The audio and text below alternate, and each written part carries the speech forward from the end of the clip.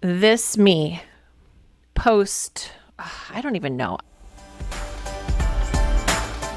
Hello, and welcome back to the free audiobook version of Speaking Story by Sally Z, which happens to be me. So as you know, we are rolling right on through this book episode by episode, chapter by chapter, and every week we drop another part of the book. So we are in part 1 of the Speaking Story adventure. And next week, or if you're listening to this a little later and you're rolling down the line of episodes, part 2 will come out, and all of those episodes will be out next week. It's really fun.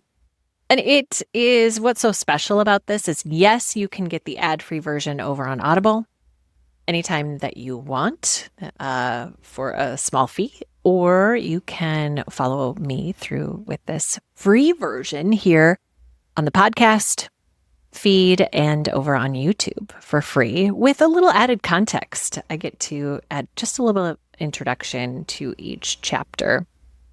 And this is a really important chapter to me because I hear this all the time. This idea of, yeah, I know story is important, but I don't live a story-worthy life. My life isn't just that interesting. I don't have a story to tell. That question, do I have a story that anybody will care about? It is so central to the hesitation and the resistance and the delays in stepping into your role as a speaker or a presenter that speaks your story. And I just find it to be complete BS. It is a human fear. I totally get it. I have the same thing. Like, who cares? I live a pretty regular, normal life. Who cares? I think we're selling our own leadership perspective short when we say that.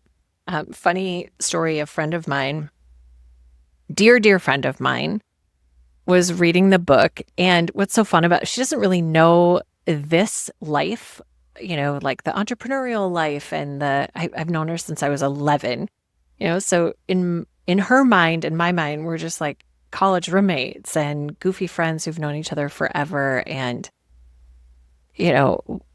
knowing each other's professional life is not always center, we talk about it a little bit, but that's not why we are friends or why we're connected. So it meant so much to me that she was reading the book, and she would just send me these little notes as she's reading it. And she said when she turned to chapter 7, and let's see the first line, I'm going to just open it up. It says that the title of chapter 7, yes, you have a story to speak.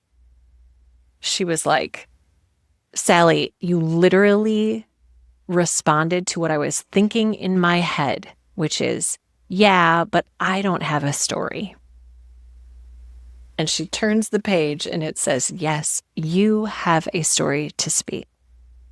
And that meant a lot to me. And she said, she presents for work, she travels to conferences and is out sharing her own insights and expertise in her work.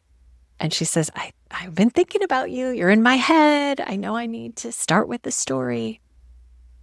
And it doesn't mean that she doesn't have that question from time to time, like, do I really? Should I really? There's a lot of fear around whether or not we should even use stories, even though there's a gazillion reasons that I can give you about how to make our ideas more valuable and meaningful. But there's understandable fear around it. So if you are feeling that, if you're feeling any resistance, if you're like, well, but I wouldn't hear, or I don't want to waste people's time, or I don't want to blah, blah, blah, blah, blah. Okay, there's a lot of reasons why not to. I just want you to spend this time stepping into your role as speaker and storyteller and getting through that resistance. And instead of looking for reasons why not to do it, I want you to start looking for reasons why you can, because I'm here to tell you with full conviction that it is never true that you do not have a story to tell. And if you're thinking that right now, this chapter is for you.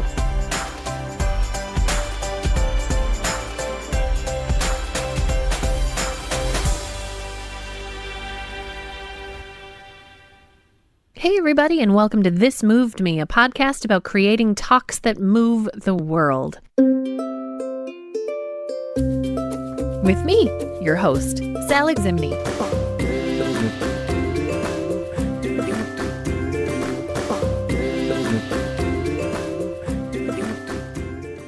This complimentary episode of the Speaking Story audiobook is brought to you in part by the Movers Collective.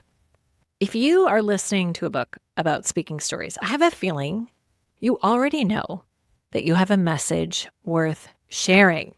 Maybe you've been on a stage or two. Maybe it's still just a dream, kind of sitting in your chest, waiting. Either way, I want you to know that there's a real path from where you are right now to a speaking career that actually pays, one that fits your life, your message, and the change that you want to make in the world. That path starts with 2 free resources I want to give you. The first is the Movers Roadmap. This is a clear-eyed look at what it actually takes to build a career as a professional speaker. The second is an audio series that I recorded live, and this developed with my own clients, and it's called the Power Pitching Push. And in this series, I walk you through exactly how to pitch yourself as a speaker so that you can get some gigs. You will get a real taste of what it's like to work with me. Both are free.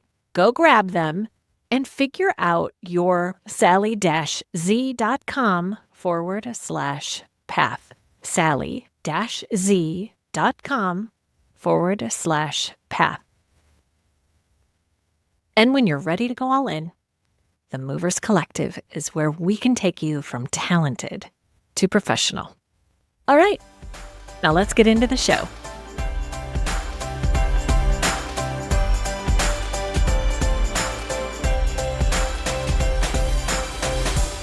Chapter 7. Yes, you have a story to speak. If you were sitting in the fundraising event I spoke about during the introduction, it'd be really easy to write off that powerful story moment as only something that speaker could do. Clearly, he had some experience and he was quite skilled. He knew what he was doing. And that's exactly what most people think. Well, they can do it because they're a speaker. I'm just a facilitator. I speak every once in a while or just when I have to. They can do that because they have a natural gift and capability. I'm not good at speaking. I'm an introvert. I'm not a performer. I'm not fill in the blank. They can do that because they have led an interesting life. My life has been boring. In other words, most people, including most of the people I work with, believe that those moments and the capability to move your audience with a story are only for those rare, special, elite-level speakers, not for the average person who's just trying to figure out how to get through the day. Will you believe me when I tell you that's simply not true? It's not. You do have stories to share, even if you think your life is boring. Your voice matters. You don't need any special qualifications to share a needed story. In fact, the people you are trying to influence are hungry for you to share your stories. Sure, there are skills and approaches you can learn that will help. You've got this book, so you've already got a fantastic start. And yes, some people have a natural inclination towards speaking. But the skill, the captivating story, the capability to create a moment with your audience, whoever they may be, no matter how big or small that group is, it can be learned. You can become a powerful storyteller. Let me tell you about Dave. Dave was one of the very first speakers I coached way back when I was in my mid-20s. We both worked at the nonprofit organization where we got to go speak to teenagers in schools about big ideas like kindness, courage, and respect. It was a dream job for me. And because I came into the job with some experience already as a coach and speaker, I got tapped early on to not just speak, but also coach the other speakers in the organization. Dave was maybe the best youth worker I've ever had the privilege of working alongside. He's incredibly compassionate, generous, intuitive, and loving. He was a gifted teacher who had wanted a break from the classroom and was recruited into this motivational speaker type role. It didn't come naturally to him. He loved long-term relationships with his students. He wanted to know their stories, learn about their families, and walk with them in their struggles and development. The events we delivered were day-long experiences, so we didn't have the opportunity to spend a lot of time with the kids we were speaking with because we were only there for a few hours and then never saw them again. To make our experiences work, we had to know how to show up, build rapport and resonance quickly. We didn't have time to build a deep relationship, so stories were the most effective and powerful tool we had, if we could tell them well. All of this set Dave up to be an incredible classroom teacher, but not necessarily a dynamic and effective motivational youth speaker. He wasn't naturally funny. He didn't understand comedic timing or stage dynamics well. He had powerful stories, but he didn't know how to tell them in a way that quickly engaged a large audience or kept them interested in topics that cause most teenagers to roll their eyes. Dave and I traveled and spoke a lot together. Typically, I would give one talk and he would give the other, and afterward, we would give each other feedback. Let me say this. It takes courage to show up and do something you don't feel especially confident about in front of 150 plus teenagers who let you know when you're not really making the cut. And yet, there Dave was, showing up every day in front of harsh critics who didn't know him at all, trying to win them over and keep them engaged when they had no reason to care. There is nothing like speaking to teenagers to quickly teach you the ropes. You have a rough showing one day, stumbling and tripping over the stories or not landing the point very well, and you still have to get up and do the same thing the next day. Work like this is like getting a masterclass in storytelling and speaking because every day you get to refine and learn and try again. If you can manage to refine and learn and try again, if you are open to learning and working hard, if you pay attention and adjust, if you do that, you can get better fast. And that's exactly what Dave did. He and I would bring our heads together after each event and talk about tweaks he and I could make and ideas for how we could make that story and talk flow better. He experimented and he consistently asked me for advice and ideas. I'd see him pacing the hallways before each talk, going over the changes. Dave knew the power and potential of this art form, even if he didn't feel confident about it yet. He wanted to be excellent at it. On day one of our work together, I had pegged Dave as an awesome youth worker, but not a speaker. However, I will never forget the moment when I finally thought, wow, Dave is a speaker. I was standing in the back of the room and Dave launched into this powerful story about a student from one of his classes who'd been struggling with self-respect. He dropped into his body and into the present moment. He gave the big moment space to breathe so that everyone in the room could be drawn into it as well. He was authentic, comfortable, and present. It was powerful. I almost burst into tears. Dave showed up bravely every day and asked for my feedback nearly as often. He took that feedback to heart, working on the little and big things, and he got better at speaking. If you have the heart for your message and the willingness to take risks and to try and improve, you will get there. And it might not take the blood, sweat, and tears Dave had to shed to get there. Know this, there are #no special unicorns in speaking and storytelling. You, as you are right now, are enough to show up and speak your story, and you can cultivate the tools to do it well. Now that we understand the core foundations of story and why they're so critical for our leadership and impact, we need to do a few things. We need to become a version of you who tells stories, part 2. Find the stories to tell that will move your audience, part 3.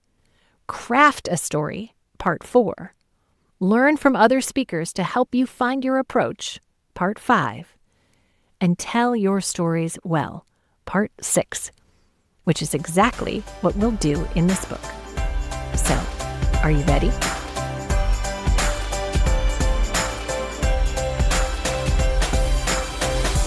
That's the end of this chapter of Speaking Story. If you want to keep listening ad-free, you can find the full audiobook on Audible or subscribe wherever you get your podcasts or on YouTube.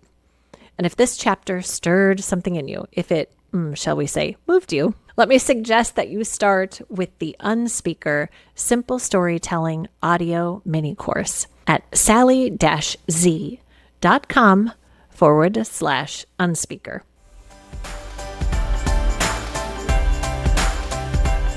All right, movers, this moved me. What is moving you? See you next time.